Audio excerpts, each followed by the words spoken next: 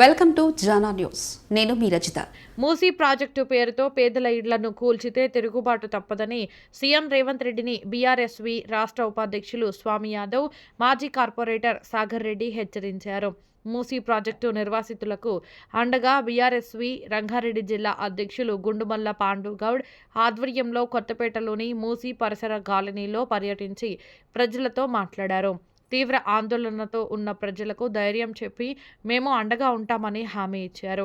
ఈ సందర్భంగా వారు మాట్లాడుతూ రాష్ట్ర ప్రభుత్వం మూసీ సుందరీకరణ చేస్తే మాకు ఎలాంటి ఇబ్బంది లేదని, ఆ పేరిట విధ్వంసం చేస్తామంటే ఊరుకునేది లేదని అన్నారు. మూసీ తీరాన ప్రజలు భయాందోళనలో ఉన్నారని అన్నారు. అధికారం ఉంది కదా అని కాంగ్రెస్ ప్రభుత్వం ఇష్టరీతిన వ్యవహరిస్తామంటే కుదరదని హెచ్చరించారు.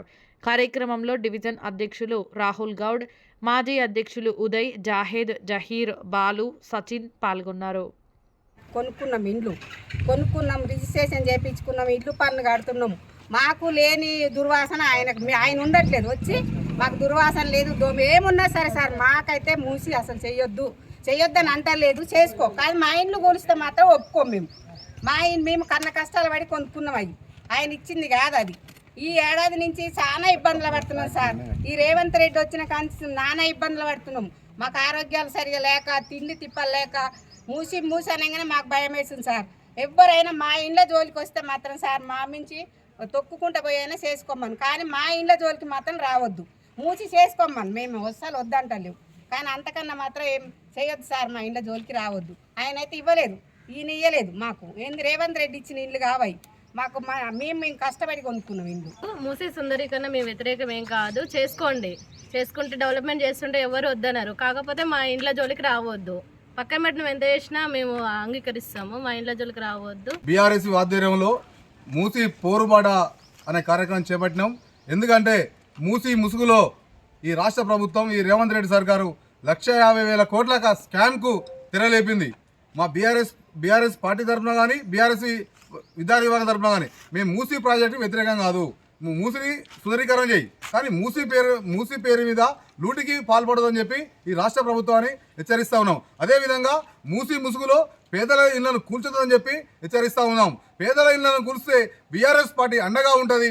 ఒక్క పేదోళ్ళ ఇంటిగా కూల్చినా కూడా బీఆర్ఎస్ పార్టీ వచ్చి ఆ ఇంటికి కాపలా కాస్తారని కూడా తెలుపుతున్నాం. అదేవిధంగా ఈ రాష్ట్ర ముఖ్యమంత్రి ఇక్కడనేమో బుల్డోజర్ రాజ్యం తీసుకొస్తాడు, అక్కడ ఢిల్లీనేమో రాహుల్ గాంధీ ఏమో మేము బుల్డోజర్కి వ్యతిరేకం అంటాడు. మరి ఏది నమ్మాలి? ఈ రాష్ట్ర ముఖ్యమంత్రి నరేంద్ర మోడీ చెప్పినట్టు నడుచుకుంటుండా, రాహుల్ గాంధీ చెప్పినట్టు నడుచుకుంటుండా? ఈ రాష్ట్ర ప్రజానికం కానీ, ఈ రాష్ట్ర ముఖ్యమంత్రి వర్గంలో మంత్రులు కానీ ఆలోచించవలసిందిగా కోరుతూ ఉన్నాం. ఎట్టి పరిస్థితుల్లో మూసీ సుందరీకరణ చేయి. మూసీ సుందరీకరణ ముసుగులో ఏదో అవినీతికి పాల్పడుతున్నావో, లూటికి పాల్పడుతున్నావో, నీ స్కామ్కి పాల్పడుతున్నావో ఆ స్కామ్కి వ్యతిరేకము. దాదాపు భారతదేశంలోనే అతిపెద్ద స్కామ్ జరగబోతుంది. అదే 1,50,000 కోట్ల రూపాయల స్కామ్, మూసీ స్కామ్. ఇది చరిత్రలో నిలిచిపోతుంది. టీఆర్ఎస్ ప్రభుత్వంలో 16,600,000 మూసీ శుద్ధీకరణ పనులను చేపట్టాలని టీఆర్ఎస్ పార్టీ ఎస్టిమేషన్ వేసింది. కాంగ్రెస్ పార్టీ దీనిని 1,50,000 కోట్లకు పెంచి, అంటే దాదాపుగా 1,34,000 కోట్ల రూపాయల స్కామ్కు కాంగ్రెస్ పార్టీ తెరదించింది. దీన్ని మేము ఖచ్చితంగా టీఆర్ఎస్ పార్టీ అడ్డుకుంటుంది. ఒక్క ఇంటిని కూల్చినా సహించేది లేదు.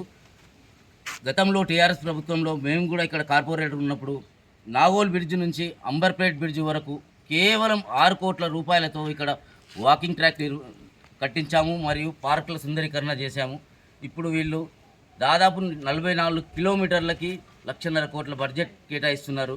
6 గ్యారెంటీల అమలుకు పైసలు లేవు, కానీ 1,50,000 కోట్ల రూపాయలు ఎక్కడికి వెళ్ళి వస్తున్నాయి ఈ ప్రభుత్వానికి.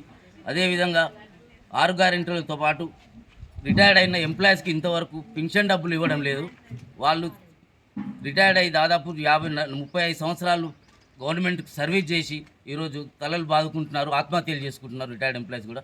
వాళ్ళందరికీ ఇవ్వడానికి డబ్బులు లేవు, కానీ 1,50,000 కోట్ల రూపాయలతోటి స్కామ్ చేయడానికి మాత్రం మన కాంగ్రెస్ ప్రభుత్వంకి డబ్బులు ఎక్కడి నుంచి వస్తున్నాయని ఈ సందర్భంగా మేము డిమాండ్ చేస్తున్నాము.